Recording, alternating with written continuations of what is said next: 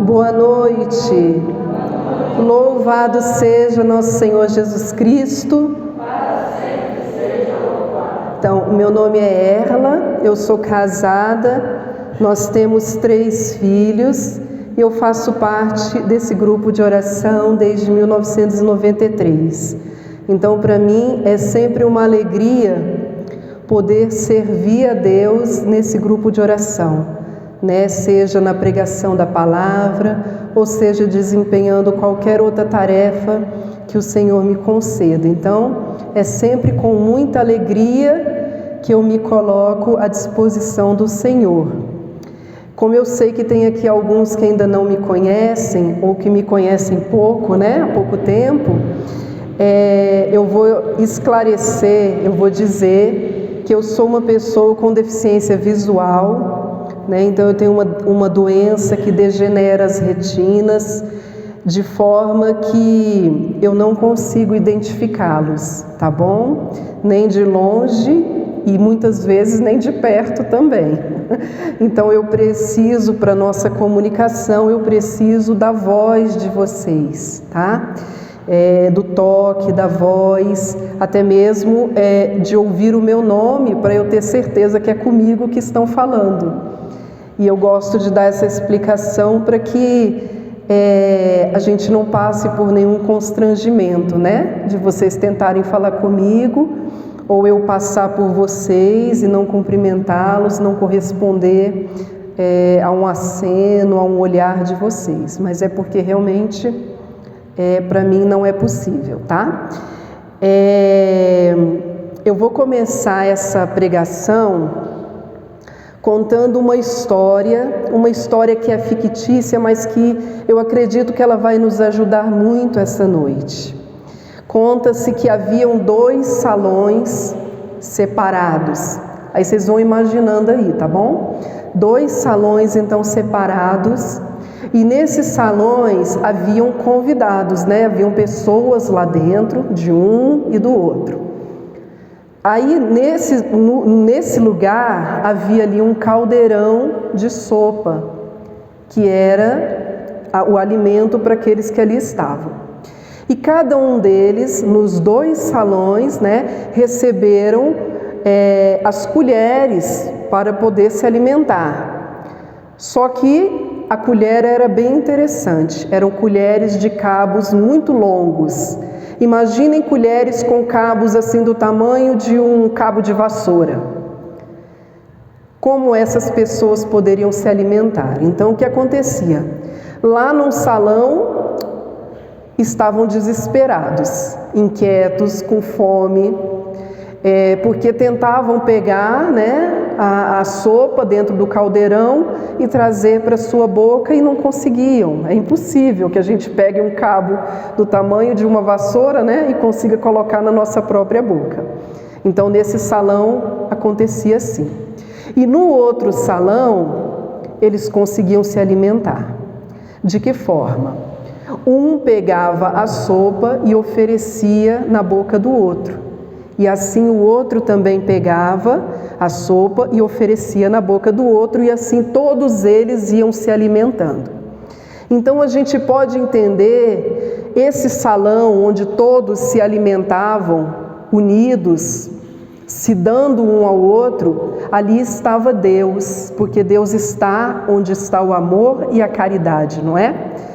E no outro salão existia o que ali? Egoísmo, o individualismo, né? Cada um se preocupando com si mesmo, e o desespero, porque ali não estava Deus, né? Deus não se faz presente nesse ambiente. Então, essa história, para introduzir a nossa pregação, ela vem nos fazer um chamado à reflexão. Nós somos chamados a refletir na nossa vida, nesse tempo quaresmal, como estamos diante das situações, diante das necessidades que se aparecem na nossa vida e na vida dos nossos irmãos, na vida do próximo. E o nosso tema é: a caridade para com os irmãos nos aproxima de Deus. Então, a caridade, na semana passada a gente falou do jejum, né? Nessa semana nós vamos falar aí da caridade para com os irmãos, porque ela nos aproxima de Deus. O Senhor espera de nós, nesse tempo quaresmal, um coração mais generoso, né? Um coração mais doado, mais voltado à caridade. E você pode abrir aí a sua palavra na primeira carta de São João, capítulo 4, eu vou pedir que o seu Maidana me ajude com a leitura, por favor. Seu Maidana que estava com o microfone, né? O outro microfone. Então, primeira carta, São João, capítulo 4, os versículos de 7 a 12. Tá bom? Porque esse foi maiorzinho, não deu para eu memorizar, não.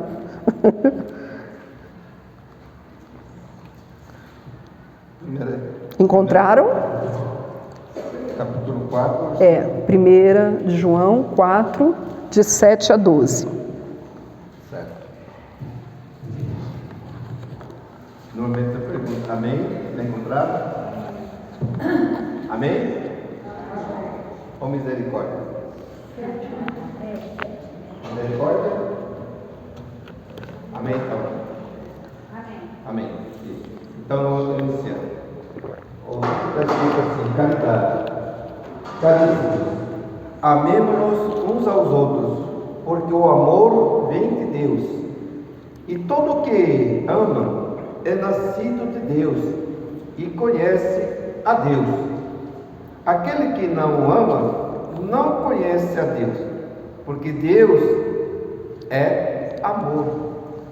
Nisto se manifestou o amor de Deus para conosco, em nós ter enviado ao mundo o seu Filho único, para que vivamos por ele. Nisto consiste o amor, não em termos nós amado a Deus, mas em termos ele amado e enviado o seu Filho para expiar os nossos pecados. Até aí? Palavra do Senhor. Graças a Deus. Então, essas palavras por si só, né, já nos ensinam o que a gente precisa entender nessa noite, que Deus é amor e que quando nós vivemos no amor, nós estamos próximos de Deus, nós conhecemos a Deus. E conhecer é ter uma aproximação, ter um relacionamento, ter uma intimidade. Então, para termos essa relação, essa intimidade, nós precisamos viver no amor.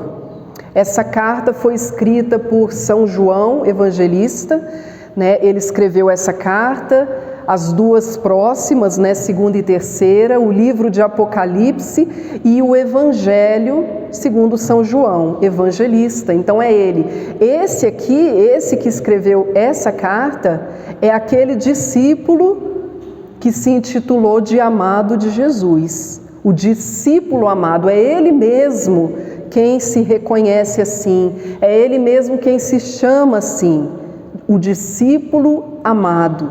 Por quê? Porque ele era melhor? Não, é porque ele se deixou amar pelo Senhor. Ele reclinou ali no peito do Senhor. Foi ele aquele que estava aos pés da cruz e ele testemunhou, ele viu, ele tocou no amor de Deus. Depois ele diz aqui que o amor de Deus consiste em ter enviado o seu Filho que morreu por nós, que foi crucificado, como foi falado aqui em várias moções, né? O Senhor já suscitou isso mesmo aqui na nossa oração. Ele já falou através dos carismas sobre a cruz, sobre o amor dele derramado na cruz. Ele já chamou a nossa atenção para a cruz. E São João ensinou isso porque ele testemunhou. Ele viu como é que Deus amou. E nós somos chamados a viver esse amor, permanecer nesse amor para que Deus esteja conosco. esteja no nosso meio. E como viver esse amor? Se o Senhor nos chamou a atenção para a cruz, nós só podemos entender que o nosso amor, que o amor cristão é o amor de cruz. Então, o amor cristão, ele não é um amor simplesmente romântico, né? Não é um amor simplesmente de palavras bonitas, palavras doces, mas ele é um amor exigente, ele é um amor de renúncia, ele é um amor de doação, ele é um amor de dia a dia, um amor onde nós precisamos sair de nós, assim como o Senhor na cruz, se doando até a última gota. Então, viver o amor não é fazer exatamente aquilo que nós queremos. Em alguns momentos vai ser. Em alguns momentos amar vai nos dar alegria junto com prazer. Mas em outros momentos o amor vai doer também. Vai ser na cruz, vai ser entre lágrimas, como é o amor de tantas mães pelos filhos, muitas vezes entre lágrimas. Então, o amor muitas vezes vai exigir um pouquinho mais de nós. Mas se nós vivemos esse amor, então nós vivemos a presença de Deus em nós. E essa presença de Deus em nós nunca passa sem deixar a marca da alegria, do consolo.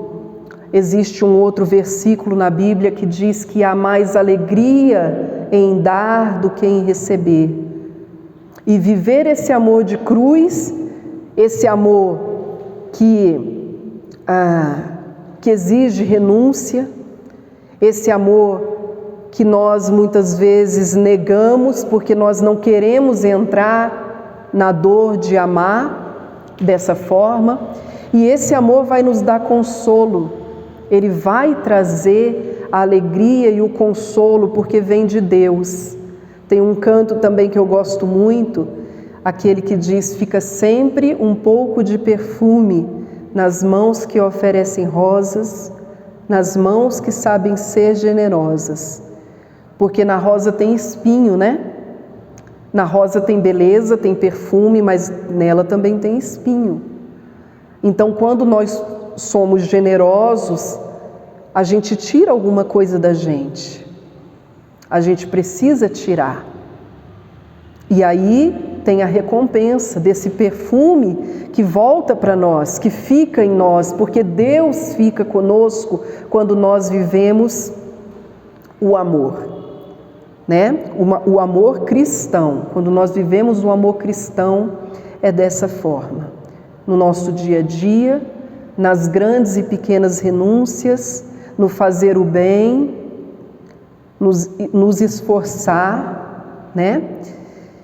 E eu quero recordar aqui que Jesus, ele deixou um caminho assim prático, né? Pelas mãos de Santa Faustina, ele deixou a espiritualidade da misericórdia, a espiritualidade do amor, e ele nos ensinou as obras de misericórdia. Eu queria passar rapidamente por elas, para que nós todos sejamos animados nessa noite, nesse tempo quaresmal que ainda nos resta, a praticar essas obras. Até te desafio a escolher uma obra para você praticar, se você ainda não tiver praticado. Se você já tiver praticado alguma das que eu vou falar, escolhe mais uma e vai avançando, vai se desafiando cada vez mais, vai se antecipando no amor, e Deus estará contigo e comigo. Então vamos lá, as obras de misericórdia, elas são divididas em corporais e espirituais. Eu vou falar as corporais primeiro, são 7. Dar de comer a quem tem fome, dar de beber a quem tem sede, vestir os nus. Até aí tá tudo bem, né? Isso aí é fácil um pouco da gente fazer, né? Mas diz também acolher o peregrino, né? Da hospedagem, às vezes na nossa casa, mas também no nosso coração. Acolher no coração aqueles que passam pela nossa vida. Visitar os enfermos, encontrar Jesus naquele que sofre num leito, naquele que carrega em si uma doença, estar junto do enfermo, visitar o preso. Ela é bem difícil, né? Essa é uma obra bem difícil da gente fazer, é um desafio. Dar o nosso coração, dar a nossa visita, levar Cristo a quem fez o mal, estar preso porque fez o mal. Então, é uma obra bem interessante. E enterrar os mortos. Então, vamos lá nas corporais. Dar de comer a quem tem fome, beber a quem tem sede, vestir os nus, visitar os enfermos, visitar os presos, acolher os peregrinos e enterrar os mortos. Eu queria dar uma pausa aqui e partilhar com vocês algo que eu experimentei nessa sétima obra corporal. Agora, no dia 10 de março, completou-se 1 ano do falecimento da minha mãe. E ela faleceu de Covid no dia 10 de março. Então, ela foi internada no dia 10 de fevereiro com um problema na mão, uma inflamação na mão. E precisou ficar internada para fazer investigação, né? Enfim, ela foi contaminada no hospital e foi isolada, né? Partiu para aquela UTI isolada. No dia 3 de março, ela foi entubada. E nesse momento, por mais que a gente confie no Senhor, que a nossa oração seja um pedido pela cura, pelo restabelecimento, é impossível a gente não pensar na possibilidade da morte. A hora desse entubamento, quando a gente recebe essa notícia, a morte passa muito perto.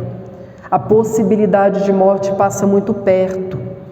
E aí, a partir desse dia, eu comecei a rezar, pedindo a cura, a melhora, mas também já preocupada com a hora, se fosse a hora da minha mãe. E aí eu pedi ao Senhor a graça de que, se fosse a hora dela, pudéssemos dar a ela um sepultamento digno, porque a gente via o tamanho sofrimento das famílias sem poder se despedir, né?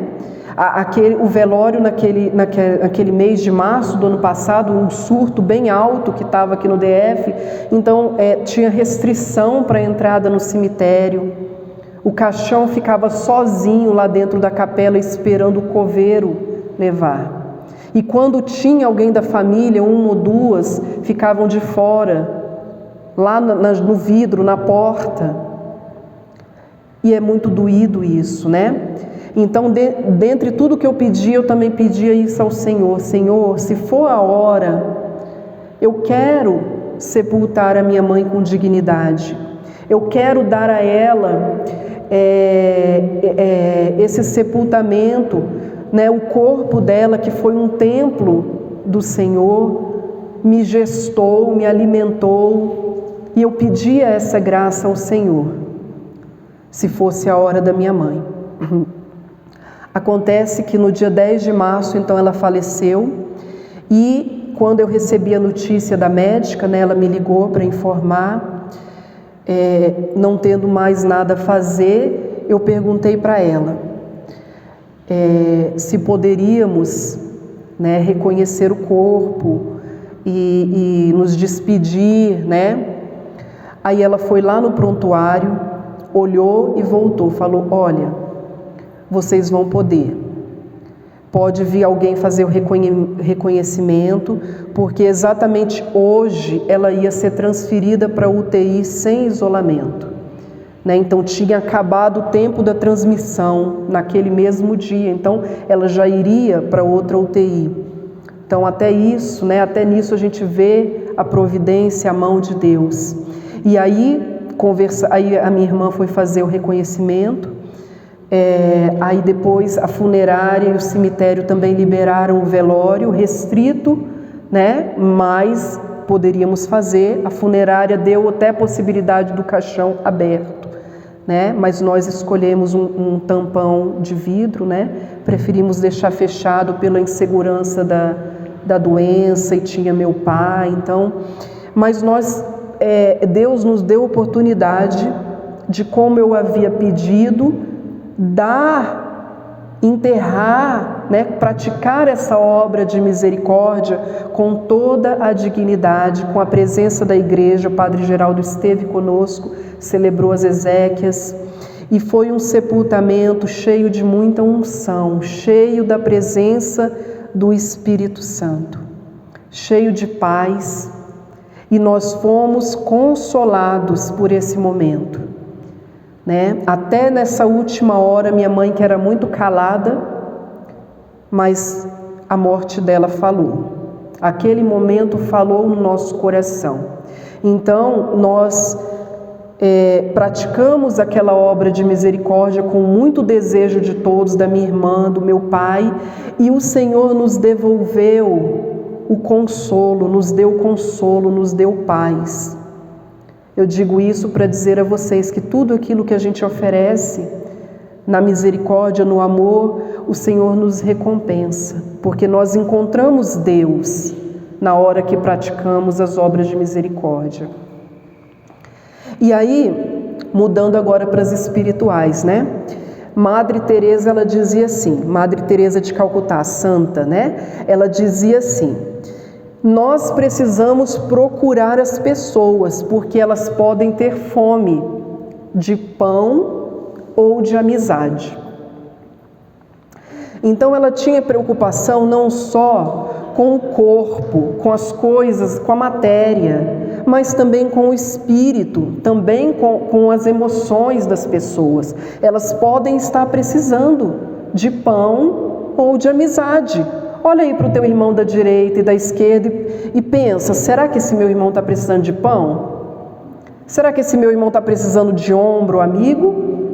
Está precisando da minha mão? Vai pensando, é para vocês pensarem mesmo. Eu não estou vendo o rostinho de vocês não, mas eu sei que vocês estão obedecendo. Então, o que será que esse meu irmão que se reúne comigo toda quinta-feira, o que meu irmão pode estar precisando? De colo, de uma palavra, de um abraço, de um amigo, de uma amiga, né? Aí vamos falar das obras espirituais então, bem rapidamente, que eu já me avancei aqui, né? Então, as obras espirituais: ensinar aos que não sabem. Tudo aquilo que o Senhor nos deu, nós devemos ensinar, passar para frente, não reter o nosso conhecimento, mas colocar à disposição daquele que não sabe. Corrigir aqueles que estão errados, né? De uma correção fraterna, fazer ali uma correção fraterna, devolver à pessoa a oportunidade de corrigir os seus erros e voltar ao caminho certo. Isso também é uma obra de misericórdia. Dar bons conselhos. Como nós precisamos de um bom conselho. Um conselho fundamentado na palavra, fundamentado na doutrina da igreja, fundamentado na experiência de vida para aqueles que já viveram mais e têm a experiência para passar. E nós não podemos nos omitir diante da necessidade do outro. Um bom conselho sempre é muito importante. E talvez dentre nós existam muitos precisando de um bom conselho, de uma boa conversa, de uma boa ajuda. Outra obra, consolar os aflitos.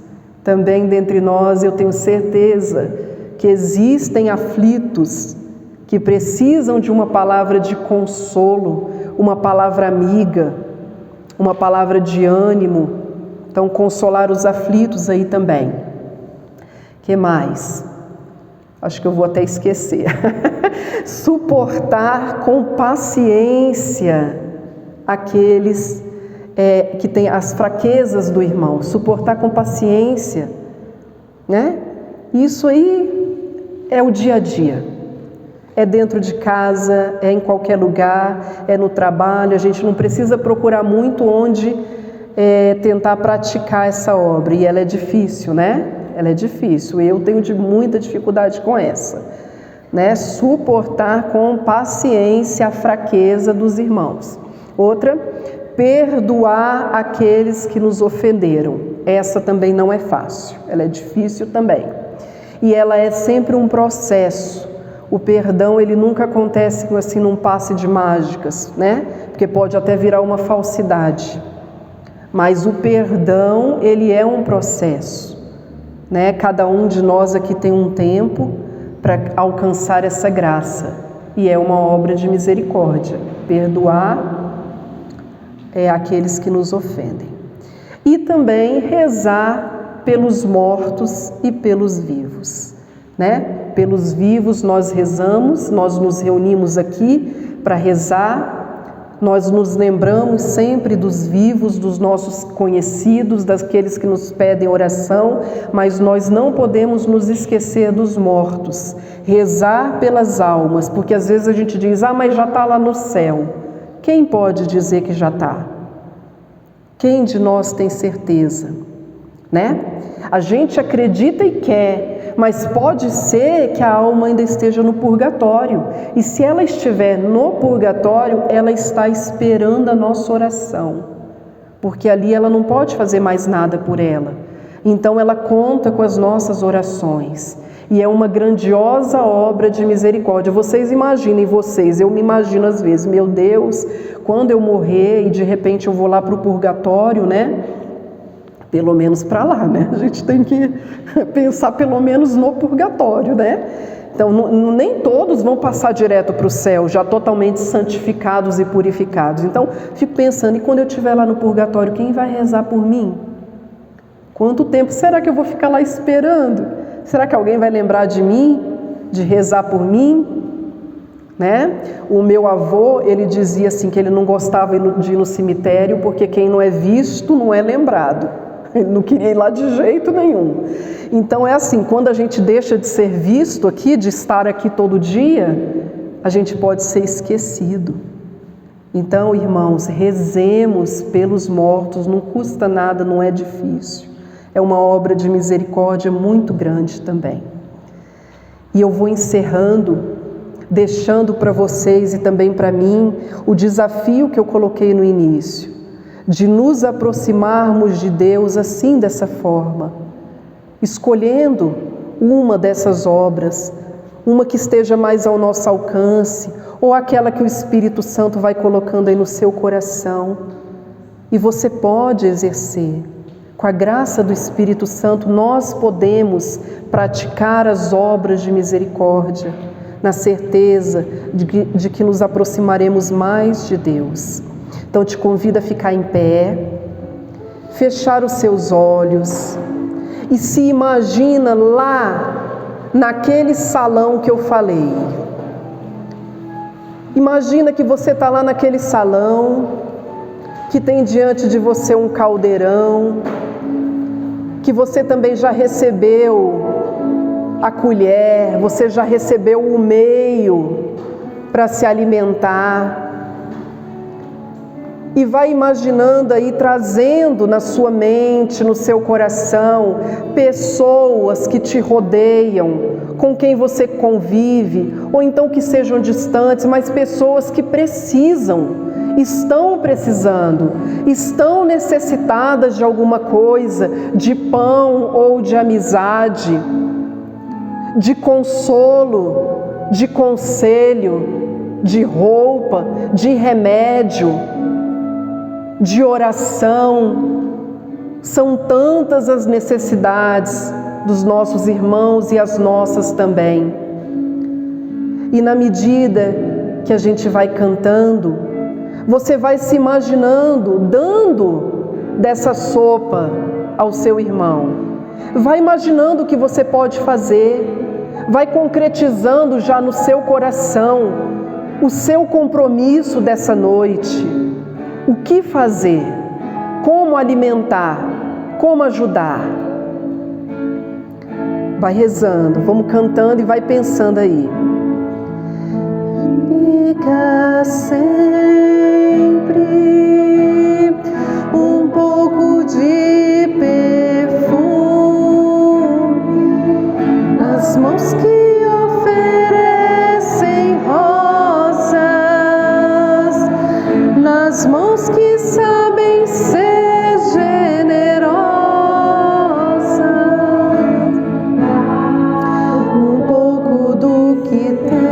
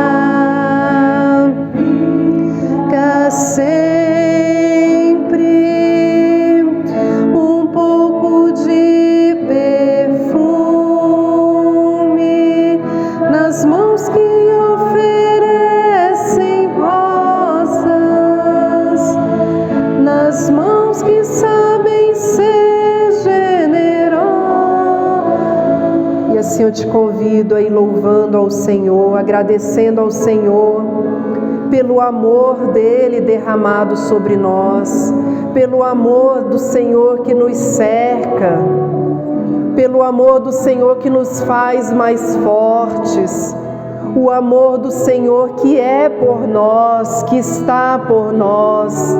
Vai louvando e bendizendo ao Senhor pelo amor dele, a misericórdia, pelo Senhor com seu sangue derramado na cruz. Vai louvando ao Senhor pelo amor que nos impulsiona a amar. É o amor de Deus que nos leva a amar, que nos ajuda a amar.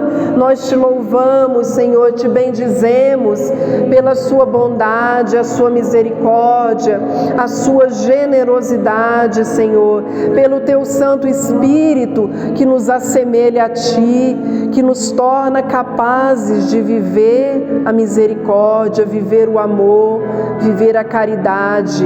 Glórias a ti, Senhor, glórias e louvores a ti, Senhor. Agora abre seu olho e vai dizendo para o teu irmão: fica sempre um pouco de perfume, meu irmão, vale a pena você se arriscar em fazer o bem. Fica sempre, vamos cantar com alegria, Eliane? Mais rapidinha, mais alegre. Sempre nas palmas, um pouco de... nas mãos que oferecem rosas, nas mãos que sabem ser generosas.